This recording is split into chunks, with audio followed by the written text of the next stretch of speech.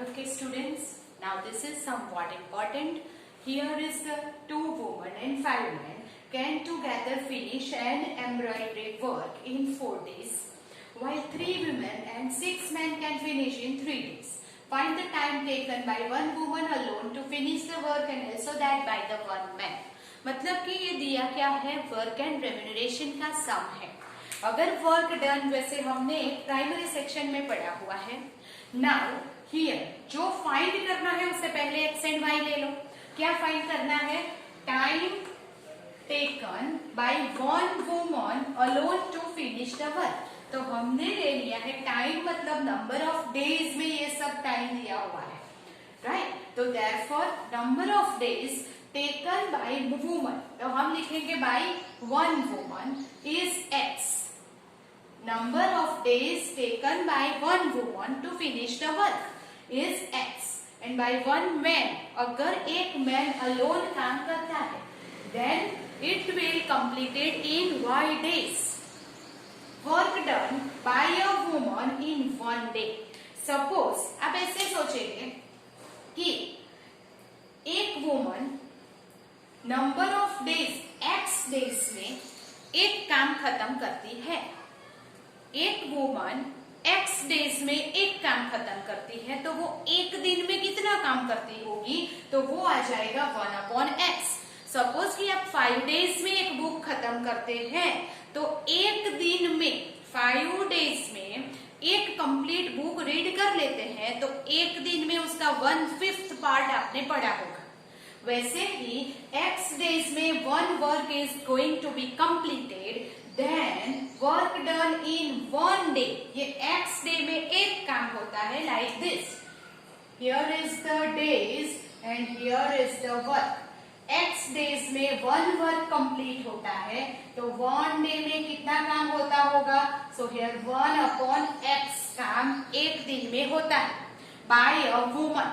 And एक दिन में मैन कितना काम करता है? तो वो y दिन में पूरा काम कंप्लीट करता है. Number of days are y. अगर y डेज में 1 वर्क कंप्लीट होता है, तो 1 डे में कितना काम होता होगा? That is 1/y. That is 1/x and 1/y are the work done in 1 day by a woman and a man. That is 1 woman and 1 man. But हमारी जो कंडीशन है उसमें क्या लिखा है? 2 women and 5 men can together finish. तो एक woman एक दिन में 1/x जितना काम करती है, तो 2 वुमन कितना काम करेगी? 2/x जितना. वैसे ही 1 मैन 1 डे में 1/y जितना काम करता है, तो 5 मैन कितना काम करेंगे? 5/y जितना. अब टूगेदर दोनों साथ मिलके कितना काम करेंगे? तो the total work done in 1 day by man and woman. कितने मैन? 5 man and 2 woman. तो टूगेदर अगर काम करेंगे तो दोनों के काम को हम ऐड कर देंगे, that is 2/x plus 5/y हो जाएगा. नाउ टोटल वर्क डन इन 4 डेज. अगर एक दिन में इतना काम होता है, तो 4 डेज में कितना काम होता होगा? तो इंटू 4. अभी ये आ गया 2 women and 5 men can together finish an embroidery work in 4 days. तो 4 डेज में इतना काम होता है, पर ये जो काम है वो कितना है? तो 1 work is completed. The whole work is completed. So we will take this is equal to 1. Therefore, this is our equation. That is what? 8/x plus 20/y is equal to 1. That is our equation 1. Now we go ahead. फिर से 3 women and 6 men can finish the work in 3 days. फिर से यहाँ देखो, work done by 3 women. मैं इसी में लिख रही हूँ, आप नीचे लिखेंगे. 3 women in 1 day, that is 3/x, and 6 men can finish the work 1 day work, that is 6/y. 3 women एक दिन में 3/x जितना काम करेंगी, while 6 men 1 day में कितना काम करेंगे? यहाँ पे है मैन. 1 डे में 6/y जितना काम करेंगे. अभी वर्क टूगेदर दोनों साथ मिलके काम करते हैं, then the total work done in 1 day is 3/x and 6 upon y. Total work done ये हो गया। They finish the work in 3 days। तो 1 डे में इतना काम होता है, देन 3 days में कितना काम होता होगा, that is 3 into this. But इसने में work done is finish, that is one work is going to be complete and therefore we will take 3 into 3 upon x plus 6 upon y is equal to 1। So the other equation क्या हो जाएगा, हमारा first equation बन जाएगा, यहाँ पे मैं अभी ड्राफ्ट कर रही हूं हियर। फर्स्ट इक्वेशन हमारा ये है 8 upon x plus 20 upon y is equal to 1, ये इक्वेशन। एक सेकेंड इक्वेशन क्या बन जाएगा, second equation is 9 upon x plus 18 upon y 1, 9 upon x plus 18 upon y 1. This is our equation 2 बन जाएगा। Now we can solve it. So first of all what we have to do, we have to take that let 1 upon x is equal to u, 1 upon y is equal to v। आप p q कुछ भी ले सकते हैं। So now here first equation बनेगा 8u plus 20v 1. This is equation 3. 9u plus 18v is equal to 1. Equation 4. Now elimination या cross multiplication या substitution जो भी आप करना है आप सॉल्व कर सकते हो, राइट। सो हियर 9 हियर 8, मैं u को इक्वल करूंगी ऑल्टरनेट मल्टीप्लीकेशन से। सो 9 8 72, 180v is equal to 9, 72u 144v is equal to 8 minus, so it is cancelled, 6 here it is 36v is equal to 1, v is equal to 1 by 36, v की value मिल गई 1 by 36। मुझे कहाँ पे easy रहेगा, second equation में, क्योंकि ये 18 से कट होता है। So I will write here from 4 9u plus 18 v की जगह पे लिखती हूँ 1 by 16 is equal to this। So 18 2 9u is equal to 1 minus 1 by 2। So we'll get 9u is equal to 1 by 2 implies u is equal to क्या होगा, 1 by 9 2 18। So u and v की value मिल गई, but अभी तक हमें x and y find करना बाकी है। So what is here 1 upon x is equal to u। So we can write 1 upon x is equal to u क्या है, 1 by 18। So 1 by 18। So x is equal to 18। 1 upon y is v। 1 upon y is equal to what is v, 1 by 36। 1 by 36। We get y is equal to 36, right? ये work and remuneration वाला है। Work में आपको थोड़ा याद रखना पड़ेगा। First of all time taken by 1 man 1 woman, हमने एक्स ले लिया कि एक वुमन एक्स डेज में काम कंप्लीट करती है और 1 मैन वाई डेज में काम कंप्लीट करते हैं। देन अगर वुमन एक्स डेज में करती है तो एक दिन में कितना काम हुआ, 1 अपॉन एक्स जितना, और 1 मैन 1 डे में 1 अपॉन वाई जितना। फिर जितने मैन है इनटू करो, फिर टुगेदर मतलब दोनों को ऐड करो, देन डू द सम। ये आपको याद रखना पड़ेगा, right. Now the answer will be 1 woman can finish the work in 18 days while 1 man can finish the work alone in 36 days। ठीक है, okay, do it. Okay, the next sum, Ruhi traveled 300 kilometer to her home partly by train and partly by bus। मतलब कि रूही जहाँ पे है वहां से उसका होम टोटल 300 किलोमीटर डिस्टेंस पे है।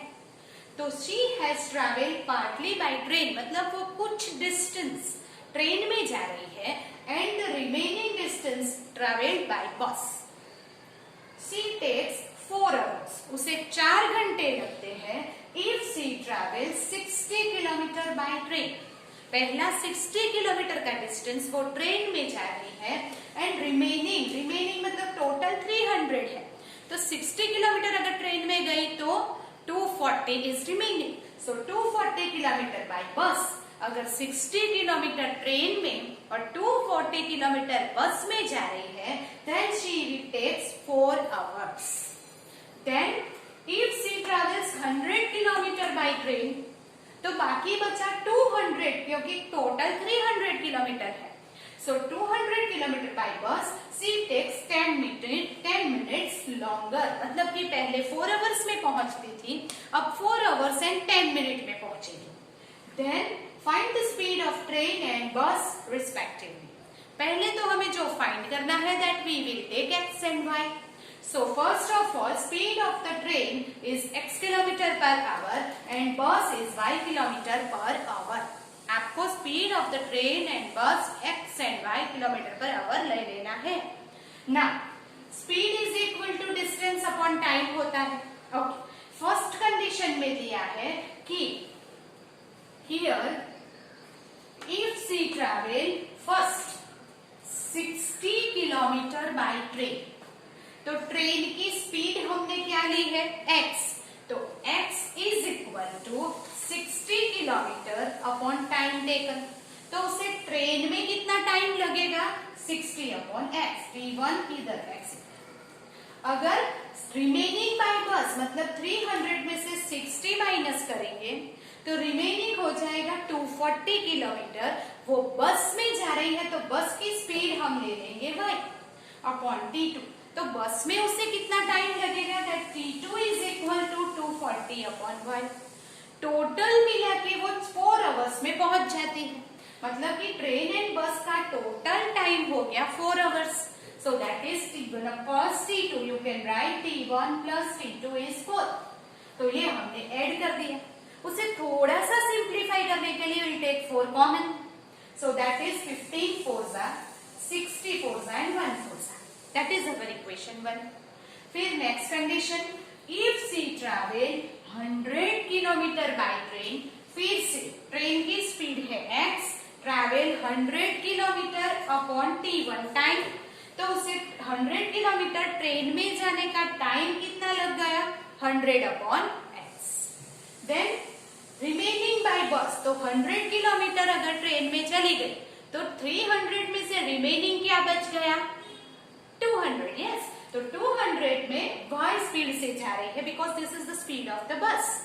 देन टाइम टेकन, तो 200 किलोमीटर बस में जाने के लिए उसे कितना टाइम लग जाएगा 200 अपॉन y।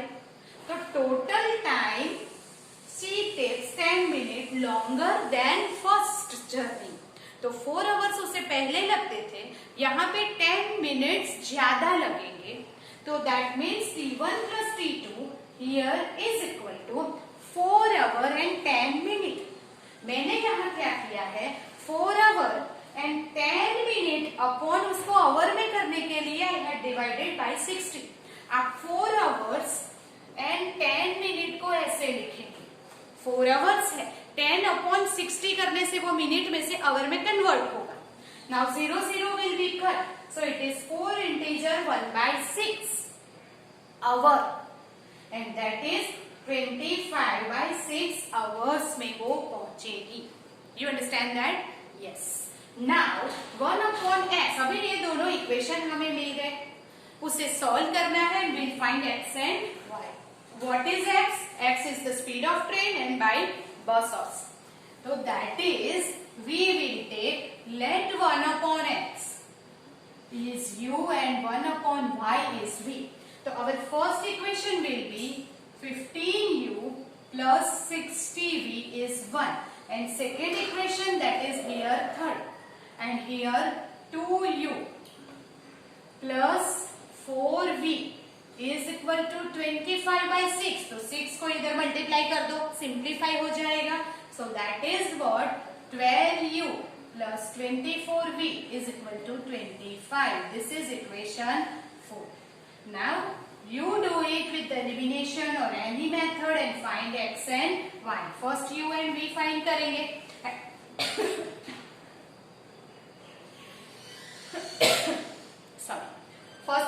v फाइंड करेंगे and then x and y find करेंगे। तो आपको ये खुद करना है, एलिमिनेशन करो, कुछ भी करो, ये दोनों इक्वेशन में से u एंड v की वैल्यू फाइंड करो and then x and y की वैल्यू आप खुद फाइंड करेंगे, राइट?